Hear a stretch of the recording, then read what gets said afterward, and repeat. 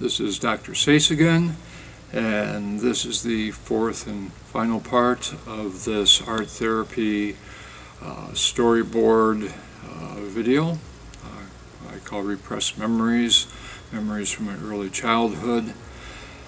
After my mom was talking with her friends on the street corner at the end of the last segment, we walked back towards our car past the front of the cathedral, and I was holding her hand. I was closest to the church, and something frightened me. I broke away from her, ran up the stairs, and kind of buried myself, hid in the corner of the doorway, the northernmost doorway. Something had frightened me. I looked across the street, and there was a beige car, and there was a man standing next to that beige car, and though he didn't have the hat, it was the man that had shot Michael, had broken my nose in that, and he was looking right at me, and he was motioning towards me like he was motioning to somebody standing on the steps, almost identifying me perhaps. I'm not really sure. I've been part of a play group. I missed a week because of everything that had happened. When I went back, I talked to my friends, and they wanted to know what had happened. I confided in them. We kind of had secrets amongst us, as I guess most young children have, and I shared some of that with them. The parents that were around were trying to overhear what I was saying. Not sure if they found out more from their own children. Not too much later, as it was getting colder, my mom took me downtown. We would go downtown shopping frequently to Hudson's store on Woodruff at the time, and go down to one or two banks that my mom had to do some business at. She took me in, and I sat in the anteroom of the one office until she called me in to meet this young man by the name of Charles. And I, with all my good manners, presented myself, extended my hand, shook his hand, and had said, "Hello, sir," or something like that. He said, "What a polite boy." And as we were leaving, after we got out of the office, my mother asked me if he looked familiar.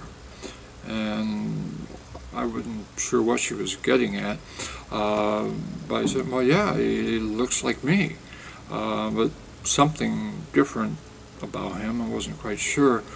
And then my mother said, "Well, he's your cousin." Well, okay. My other cousins, younger ones than him, older. Then she explained the difference, that his mother was English, and then Mom said that she's Swedish. Okay. And I didn't really think a whole lot more about it at that time, but I have to wonder if she suspected that Charles was maybe the Charles that was there the afternoon that Michael was murdered. I really have no way of knowing, though. Not too long after that episode, a woman came to her house, apparently a friend or someone close to Michael, and was accusing my father of letting Michael be killed by me and that. And I came into the room and I said, "No, why doesn't anyone believe me?" I started going on about these two men that were there and what had happened. And that was kind of a whole period of, I thought my parents believed me, but they didn't seem to in front of other people, and it just left me very, very confused. I had trouble sleeping. I was at that age of the terrible fours, like the terrible twos. So my parents took me into therapy. I believe it was down at Henry Ford Hospital in Detroit. There was a psychologist and psychiatrist there. And then they took me in for some other therapy after the verbal therapy meetings.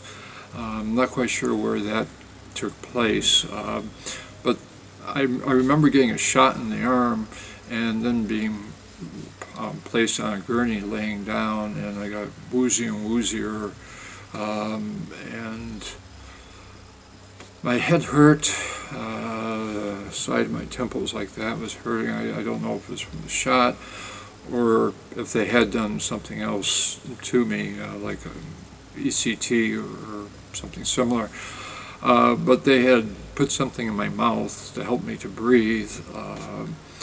This went on, and I had not known what to expect when I had the first treatment.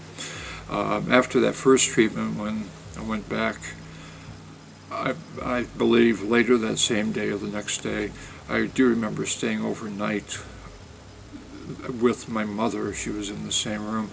The second time I was like really afraid of this. By the third time, my fear was turning to anger. I didn't like what was happening to me. I knew something bad was happening to me. This was worse than the nightmares. This was worse than the tantrums I'd been throwing or whatever it happened to be. That round of therapies, I guess, was over. I wanted them to stop. I did not want to go back. We went home late that afternoon. That afternoon was still light out, and I understood that we were to go back for more of these sessions. So what I did, no one would listen to me.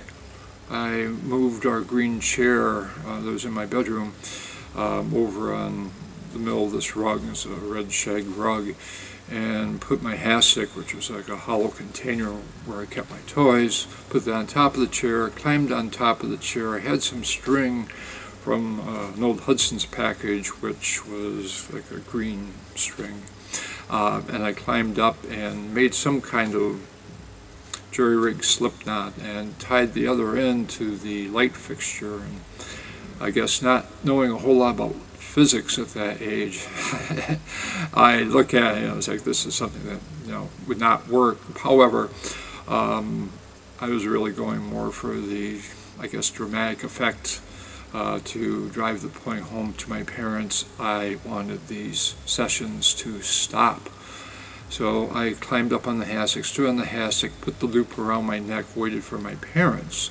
I knew they were on the second floor of our house, and finally they came in. My mother freaked out. My father was there too at the door. My mother came over, grabbed me. Long and the short of it is they stopped those therapy sessions, and that was good. And I, again, to this day feel bad that I have put my parents through that. However, sometimes the means does justify, or then does justify the means. So I also learned to shut up about this kind of thing, because if I kept my mouth quiet, nothing else would happen to me or to my parents.